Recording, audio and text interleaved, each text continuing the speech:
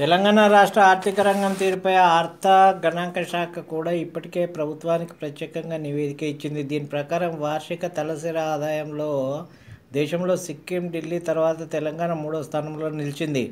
2022-23లో రాష్ట్ర తలసరి ఆదాయం 3.12 లక్షలు ఉన్నట్టు నివేదికలో పేర్కొంది.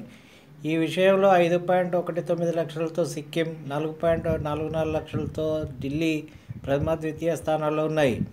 ఏపీ తలసరి ఆదాయం 2.19 లక్షలుగా ఉంది.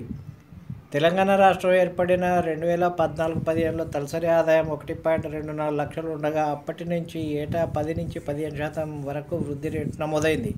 కరోనా కారణంగా 2020-21లో మాత్రం అంతకుముందు ఏడాదితో పోలిస్తే 2.45% తగ్గి మైనస్లో నమోదైంది.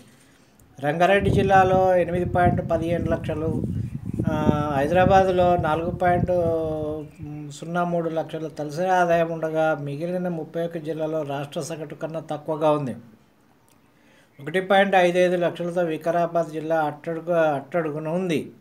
రాష్ట్ర స్థూల జాతీయోత్పత్తి (జీఎస్డీపీ) గత ఏడాది 13.33 లక్షల కోట్లుంది. దేశంలోనే అత్యధికంగా తమిళనాడు జీఎస్డీపీ 23.64 లక్షల కోట్లు ఉంది. ఉత్తరప్రదేశ్లో 22.57 లక్షల కోట్లు, కర్ణాటకలో 22.41 లక్షల కోట్లతో తర్వాత స్థానాల్లో ఉన్నాయి.